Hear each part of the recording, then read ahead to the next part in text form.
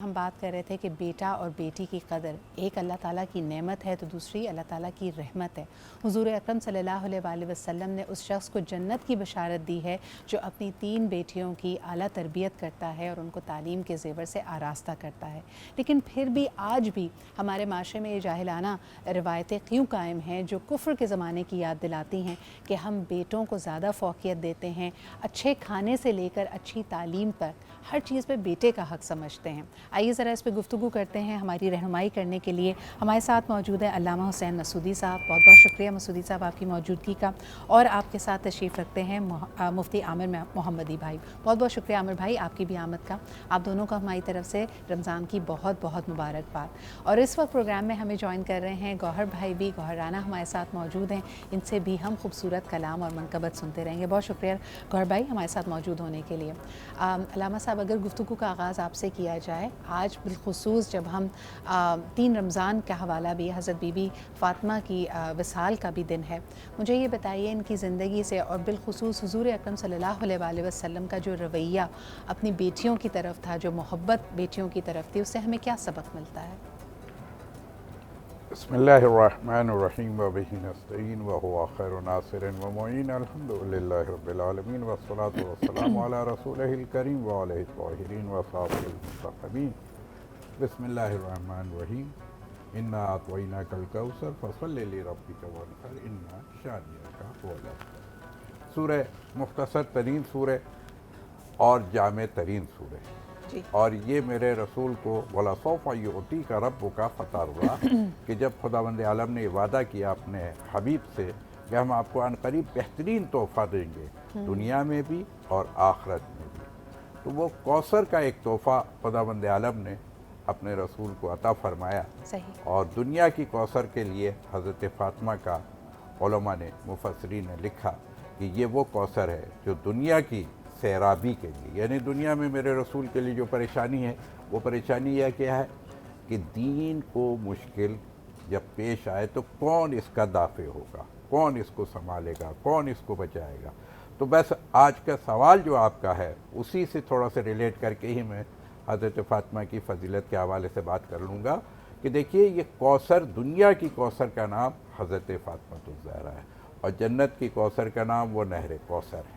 لیکن حقیقت حال یہ ہے کہ وہ نہر کوثر بھی انہی کے لیے ہے۔ جہاں تک جنت کے حوالے سے ہم دیکھیں تو وہ جنتی خاتون کہ جسے یوں کہا جائے کہ جس کے لیے قیامت میں وہ منادی ندا کرے گا، اے اہل محشر اپنی آنکھوں کو نیچا کر لو، اس لیے کہ اب رسول کی بیٹی کی سواری آتی ہے۔ یہ کون بیٹی ہے؟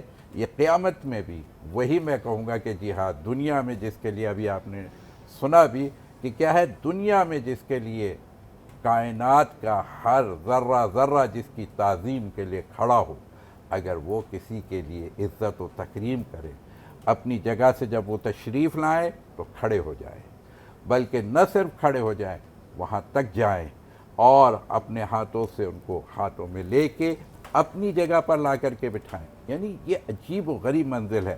لیکن اگر تھوڑی سی دیر کے لیے اس کو، جو آپ کا سوال بھی ہے کہ مرد اور زن، یہاں پہ ایک بیٹا اور بیٹی ایک مسئلہ ہے، مرد و زن ایک مسئلہ ہے، اچھا بہن بھائی ایک ہے۔ اب یہ سوال خود ایک ایسا سوال ہے کہ بعض اوقات اس میں آ کر کے تھوڑے سے ہمارے معاشرے کے بچے کنفیوز ہو جاتے ہیں کہ کیا اگر دیکھا جائے تو مرد کو زن پر فضیلت ہے یا زن کو مرد پر فضیلت ہے، تو یہ ایک دوسرا سوال ہے۔ یا یوں کہیے کہ بیٹے کو بیٹی پر فضیلت ہے، یعنی یہ اب فیملی سسٹم آ گیا۔ فیملی کے اندر آ کر کے کیا بیٹی کو بیٹوں پر فضیلت ہے یا بیٹوں کو بیٹیوں پر فضیلت ہے؟ تو جب یہاں پر ہم دیکھتے ہیں تو خداوند عالم کا قانون تو بہت آسان ہے کہ ہم نے کیا ہے، ذکر اور انثیٰ سے، یعنی مرد و زن سے ہم نے اس معاشرے کو تشکیل دیا ہے۔ یہ معاشرہ، یہ جو کہنا چاہیے نا، بہت صحیح لفظ ہے کہ یہ میاں بیوی کا جو ایک رشتہ ہے، اور سب سے پہلا رشتہ اگر کائنات میں کوئی بنا ہے تو وہ رشتہ یہی تھا کہ میاں اور بیوی کا رشتہ تھا۔ تو وہاں سے آغاز ہو رہا ہے، لیکن یہ بھی مکمل نہیں ہوگا جب تک کہ اگر مرد نہ ہو تب بھی یہ رشتہ نامکمل ہے، खातून ना हो अल्लामा तब साहब भी ये थोड़ा सा गुफ्तगू नामुकम्मल को है। समेट लेते हैं। मैं आमिर भाई की तरफ जाना चाहूँगी। आमिर भाई मुझे बताइए कि ये तमाम चीज़ें हमें मालूम हैं, हुज़ूर अकरम सल्लल्लाहु अलैहि वसल्लम ने जन्नत की बशारत दे दी उस शख्स को जो अपनी बेटियों की अच्छी परवरिश करता है, उनको सब कुछ देता है, लेकिन फिर भी जब हम खुशियों की दहलीज़ पर होते हैं तो चाहे मर्द हो या औरत हो, खातून हो या मर्द हो, ख्वाहिश बेटे की करते हैं। इसकी क्या वजह है? बिस्मिल्लाहिर्रहमानिर्रहीम। ये एक बहुत बड़ा अलमिया है कि न सिर्फ ये कि मर्द, बल्कि जैसा आपने फरमाया कि औरत भी, जो ख़ुद एक औरत है, माँ है, वो भी बेटे की ख्वाहिश करती है। बल्कि वो लोग भी जो यानी रोड पे, सड़कों पे नज़र आ रहे होते हैं हमें, वो हजरात भी जो दुआ दे रहे होते हैं, वो यही दुआ दे रहे होते हैं, अल्लाह तुम्हें बेटा दे, चांद से बेटा दे। और मज़े की बात यह है कि कुरान करीम फुरक़ान हमीद ने और नबी करीम सल्लल्लाहु अलैहि वसल्लम की तालीमात ने जो हमें दर्स दिया है, उसमें कहीं ये ज़ाहिर नहीं होता कि बेटे को किसी भी तरह फ़ौक़ियत हासिल है। बल्कि कुरान करीम सूरह निसा में जो अल्लाह ताला ने रिश्तेदारों के वरासत में जो हिस्से हैं वो मुक़र्रर करके फ़रमाया कि तुम नहीं जानते कि कौन नफ़े के लिहाज से तुम्हारे लिए बेहतर है। आम तौर पर माशरती लिहाज से, चूँकि हम माश के बंधन में बंधे होते हैं, ये तसव्वुर किया जाता है, ये सोचा जाता है कि शायद बेटा होगा तो हमें कमा कर देगा और बेटी होगी तो हम उसे खिलाएँगे। इसीलिए जाहिलियत के ज़माने में बेटियों को की पैदाइश पर चेहरे गमगीन हो जाया करते थे, ख़बरों को छुपाया करते थे। आज भी जहाँ जहालत है वहाँ पर बेटों की पैदाइश पर मिठाइयाँ बांटी जाती हैं, बेटियों की पैदाइश पर गमगीन होते हैं, बल्कि औरतों को तलाक़ें मिल जाती हैं, तलाक़ की धमकियाँ मिलती हैं। लेकिन नबी करीम सल्लल्लाहु अलैहि वसल्लम को अल्लाह ताला ने 4 बेटियों से नवाजा था, ये रहमत थी। और फिर अल्लाह ताला ने यानी जो तालीम हमें दी है, हज़रत इमाम अहमद के बेटे फरमाते हैं कि हमारे वालिद कहा करते थे कि अम्बिया अलैहिमुस्सलाम बेटियों के बाप थे, तो वो अल्लाह की तरफ से रहमत थे। और जहाँ नेमत और रहमत का सवाल होता है तो नेमत इनाम नहीं होती, नेमत पर सवाल होगा। सुम्मा लतुसअलुन्ना यौमइज़िन अनिन नईम, नेमतों के बारे में तुमसे सवाल किया जाएगा। लेकिन रहमत बहरहाल इनाम होती है। बेशक। और अल्लाह रब्बुल आलमीन ने नबी करीम सल्लल्लाहु अलैहि वसल्लम के ज़रिए कहीं ये नहीं फरमाया कि किसी के 10 बेटे होंगे तो वो उसके लिए जन्नत में जाने का ज़रिया बनेंगे या जहन्नम से निजात का बाइस बनेंगे। लेकिन फरमाया किसी की 3 बेटियाँ हुई, उसने उनकी परवरिश की, उनके खाने पिलाने, उनके पहनने ओढ़ने का ख्याल किया, फिर शादी की, और अगर खुदा न खास्ता तलाक़ होकर आ गई तो भी खैर मकदम किया। तो फरमाया कि वो और मैं, सही मुस्लिम की हदीस में आपने फरमाया इशारा किया, जिस तरह शहादत की उंगली व दरमियानी उंगली बराबर बराबर है, वो जन्नत में मेरे साथ इस तरह होगा। तो एक सहाबी खड़े हुए, उन्होंने कहा या रसूल अल्लाह, अगर किसी की 2 हो, अब मैं 2 के लिए भी अल्लाह ताला का यही इनाम होगा। एक खड़े हुए, उन्होंने कहा या रसूल अल्लाह, अगर किसी की 1 ही बेटी हो, ऐसा भी होता है। फरमाया कि जिसकी 1 बेटी है और उसके साथ ख्याल करता है, खातिर करता है, जिस तरह आपने अभी रिपोर्ट में भी लिखाया, अल्लामा साहब ने फरमाया कि हुजूर करीम सल्लल्लाहु अलैहि वसल्लम जिनके लिए सारी दुनिया झुक रही थी, वो अपनी बेटी के आगे उस इस्तकबाल के लिए खड़े होते, उसके माथे का बोसा देते, उसे अपनी जगह पर लाके बिठाते।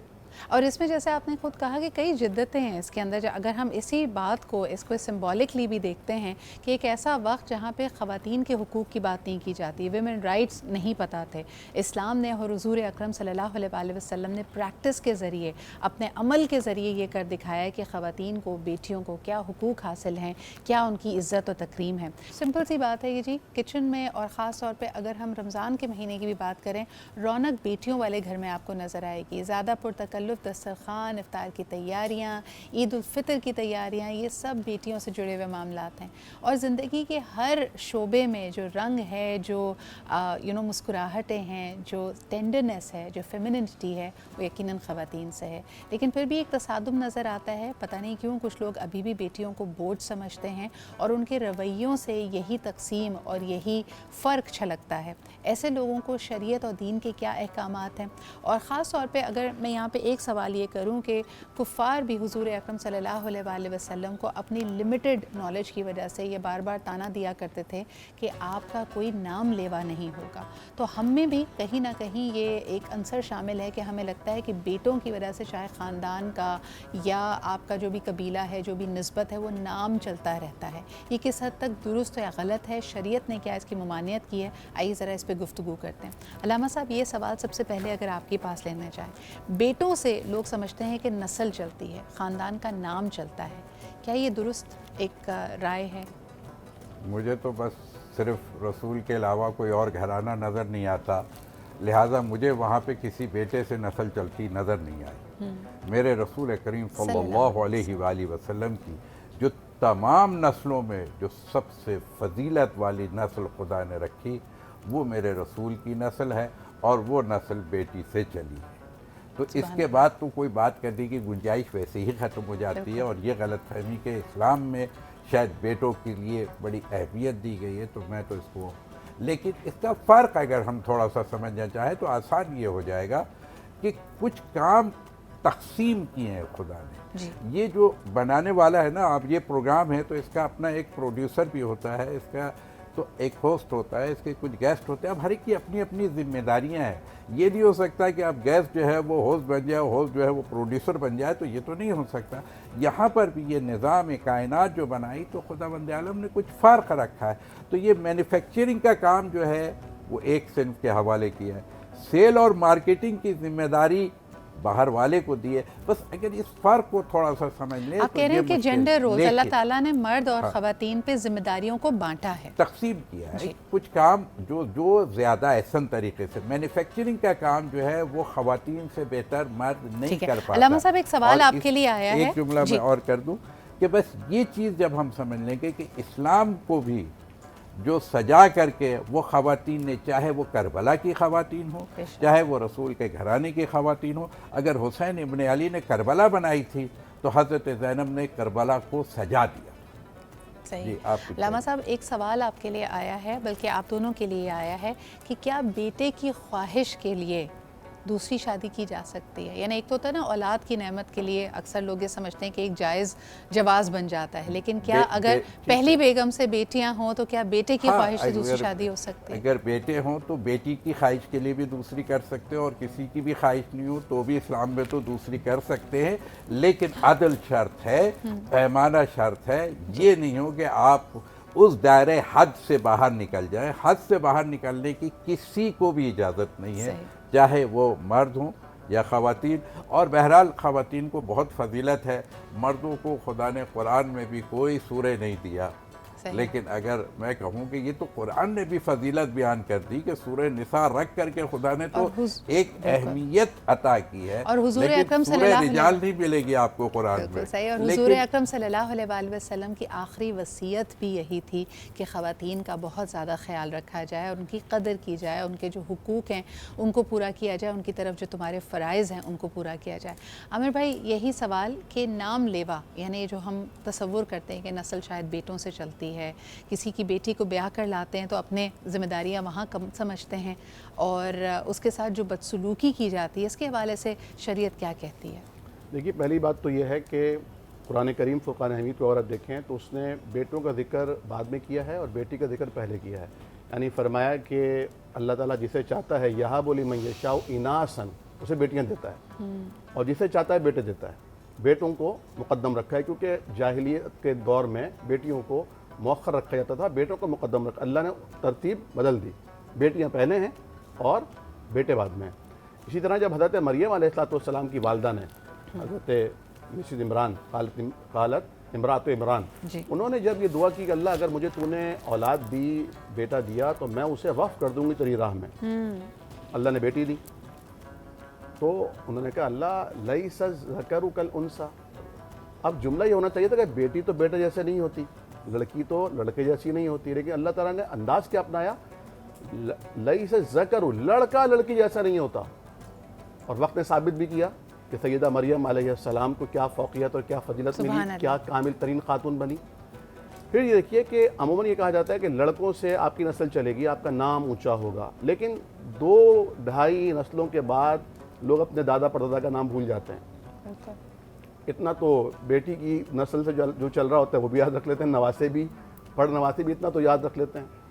اور عموماً یہ دیکھا گیا ہے کہ بیٹیاں پرائے گھر کی ہوتی ہیں، یہ تو بیاہ دی جائیں گی، بیٹوں نے ہی سنبھالنا ہے، لیکن آپ دیکھتے ہیں کہ بیٹے بھی جب کمانے لگتے ہیں تو ان کے پیسوں پر باپ کا اثر ختم ہو جاتا ہے، اور وہ بھی اپنے گھر سے باہر اپنا الگ گھر بنا لیتے ہیں۔ صحیح، تو اسی طرح بیٹی بھی چلی نہیں، اور اکثر دیکھا یہ گیا کہ جو بزرگی کا وقت ہے، جب آپ بڑھاپے کی دہلیز پر ہوتے ہیں تو بیٹیاں ہی کام آتی ہیں، اور اکثر انگریزی میں تو وہ کہتے بھی ہیں نا کہ a son is your son till he gets his wife and on the other hand a daughter is your daughter for the rest of your life۔ تو پوری زندگی جو خیال رکھتی ہیں وہ بیٹیاں ہوتی ہیں۔ اور ایک جملہ کر دوں کہ سدرا بہن، سن جو ہے وہ سن ہوتا ہے اور بیٹی جو ہے وہ 10 سن ہوتا ہے۔ کیا بات ہے، کیا بات ہے. ابھی بھی اگر کسی شخص کو یہ خیال ستائے، خاص طور پہ وہ گھر جہاں پہ ابھی مہنگائی کی وجہ سے لوگوں کو مشکل کا سامنا ہے اور بیٹیوں کو پڑھایا نہیں جا رہا بلکہ پیسے جمع کر کے شاید ان کی شادی کے لیے جہیز اکٹھا کیا جا رہا ہے، ایسے لوگوں کو آپ کیا کہیں گے؟ طلب العلم فریضۃ علی کل مسلم و مسلمہ، یہ تو مسلمہ قانون ہے. یعنی آج علم کی قید نہیں ہے. اگر رسول اکرم صلی اللہ علیہ وآلہ وسلم کے زمانے میں بھی دیکھیں تو مردوں کو تعلیم دینے کے لیے مرد حضرات تھے، خواتین کو تعلیم دینے کے لیے خود حضرت فاطمہ تھی، ازواج رسول تھی، یہ تعلیم دیا کرتی تھی. تو یہ تو عجیب و غریب منزل ہے کہ علم سے اگر آپ دیکھیے جتنا میرے اپنے مطلب تصور یہ ہے لوگ سمجھتے ہیں کہ بگڑ جائیں گی بچیاں، اپنی بچیوں کے لیے رشتے آ گئے، میں نے کہا جی نہیں، جب تک یہ ماسٹر نہیں کرے گی، پیپر دے کے آ جائے آپ لے جائیے، اس سے پہلے میں نہیں جانے دوں گا.